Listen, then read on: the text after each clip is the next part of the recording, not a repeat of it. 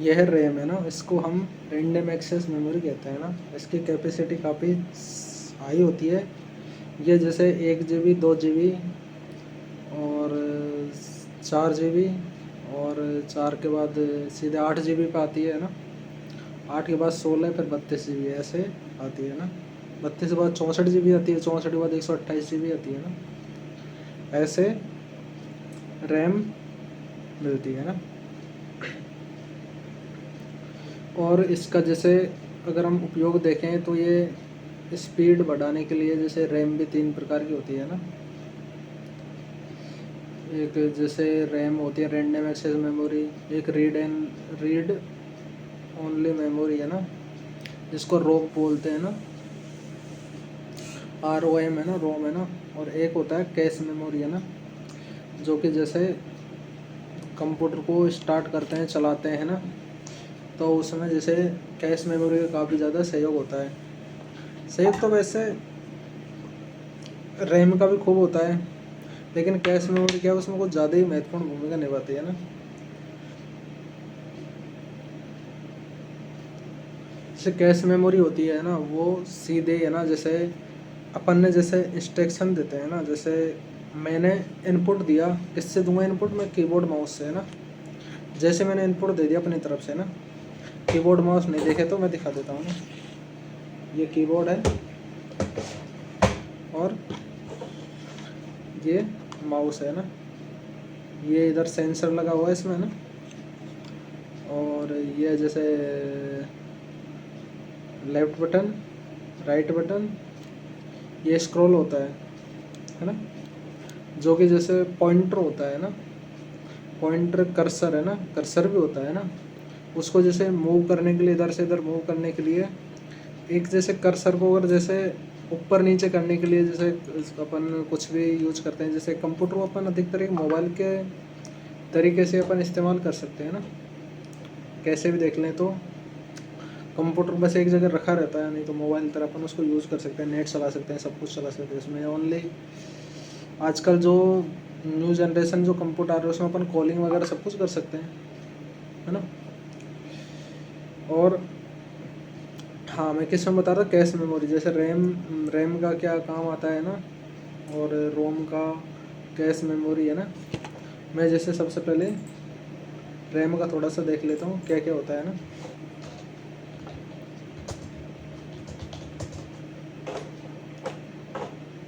जैसे रैम की full form होती है रैंडम एक्सेस मेमोरी है ना, जो कि जैसे कंप्यूटर की जैसे प्राइमरी मेमोरी के रूप में इसको जाना जाता है ना। जैसे सेकेंडरी मेमोरी भी होती है ना। प्राइमरी मेमोरी यह है हार्डवेयर को जो एलिमेंट होता है जिसका उपयोग हम CPU द्वारा डाटा को प्रोसेस तथा स्टोरेज करने के लिए किया जाता है। इसमें किसी भी डेटा को, प्रोग्राम को जैसे एक बार में पढ़कर और डिलीट किया जा सकता है ना।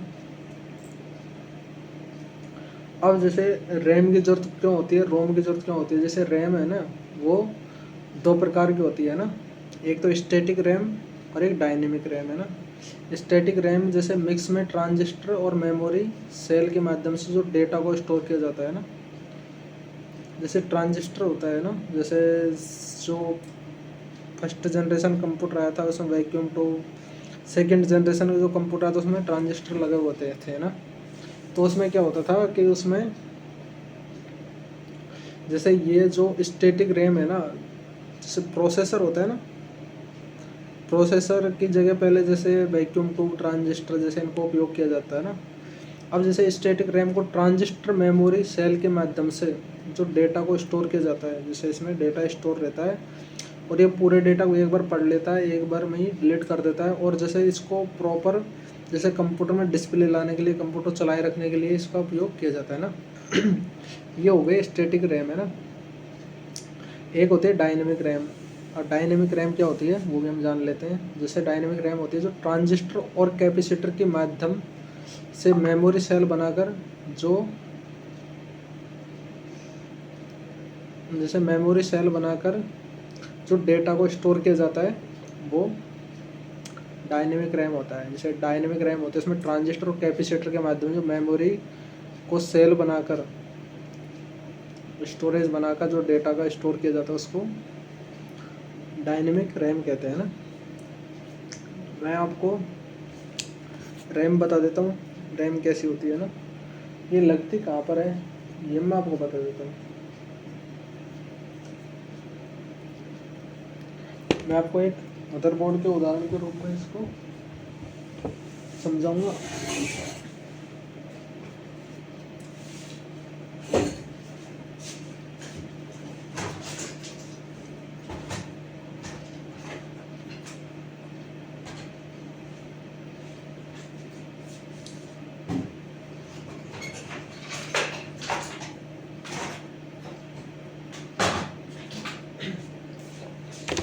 जैसे मैं चेयर मिलता है ना, जैसे मैं एग्जांपल देने के लिए 2 मदरबोर्ड लेके आया हूँ ना। जैसे इसमें क्या क्या होता है, कहाँ पर क्या होता है ना, वो सारा कुछ मैं आज शेयर करने वाला हूँ। मैं खैर टॉपिक तो रैम का ही था, पर जो एक्स्ट्रा बता देते हैं ना। एक ये मदरबोर्ड है जो कि जैसे इसमें थोड़े अलग जो एक्स्ट्रा फीचर आते हैं वो सब कुछ इसमें है। और एक इंटेल का है जो काफ़ी सस्ता हल्का फुल्का सा मदरबोर्ड है, छोटा भी है हाइट में क्या लंबाई चौड़ाई सब कुछ छोटा ही है। जैसे आजकल जिस चीज़ का आकार जितना छोटा होता जा रहा है वो फिर आखिर उतना अच्छा भी काम करता है। खैर ऐसी बात नहीं है, लेकिन हाँ प्राइस वगैरह सब कुछ असर तो पड़ता है, ऐसी बात नहीं है। जिसमें आपको बता देता हूँ, रैम का उपयोग इससे अच्छे से समझ आ जाएगा। ये होता है जैसे पहले वैक्यूम ट्यूब ट्रांजिस्टर वगैरह जैसे सब कुछ उपयोग किए जाते हैं ना, लेकिन आजकल क्या है, जैसे प्रोसेसर आता है इसके नीचे, और प्रोसेसर के पास में जो कैश मेमोरी होती है ना, एक काफ़ी सारी है इसमें मेमोरी के लिए, जो स्टोरेज के लिए यहाँ पर लगाई जाती है ना। एक रोम होती है जो यहाँ पर ये दिख रही है आपको ना, ये रोम है ना। और इसमें जैसे ये SMPS प्रोसेसर फैन, जिसको CPU फैन या प्रोसेसर फैन कहते हैं ना, इसका जैसे मुख्य रूप से काम होता है, जैसे जो कंप्यूटर होता है उसको जैसे ठंडा रखने के लिए। जैसे मैं प्रोसेसर बता देता हूँ, प्रोसेसर कैसा होता है। प्रोसेसर इसमें ये लगा हुआ है, क्या इसमें वो इस टाइम जो ये है ना CPU फैन, प्रोसेसर फैन, इसको हटा रखा है और ये सीधे ऐसा यहाँ पर ये दिख रहा है ना। रैम के ऊपर बात आती है, रैम ये दो रैम लगी हुई है और इसको जैसे हटा भी सकते हैं। जैसे इसको ऐसे खींच के इसमें ये ऐड किया होता है ना, तो हम इसमें रैम को दोबारा से लगा देते हैं। हाँ एक चीज़ और बता देता हूँ, इसमें ये होता है बायोस, जिसको फ्रेमवेयर वगैरह बोलते हैं ना, फ्रेमवेयर बायोस है ना। इसका जैसे उपयोग होता है मुख्य रूप से हाँ इसका उपयोग होता है जैसे कंप्यूटर का जो ऑपरेटिंग सिस्टम होता है ना, उसको जैसे सुचारू रूप से चलाने के लिए, या फिर जैसे उसमें इंस्टॉल करने में मदद करने के लिए, कंप्यूटर हार्डवेयर सॉफ्टवेयर पार्ट को जैसे चलाने के लिए, जैसे बायोस एक सॉफ्टवेयर होता है जिसको जैसे अपडेट भी किया जा सकता है ना, इसको फर्मवेयर बोलते हैं ना। इसमें प्रोमिक्स बायोस है ना, इसका जैसे सब कुछ सीरियल नंबर वगैरह सब कुछ होता है।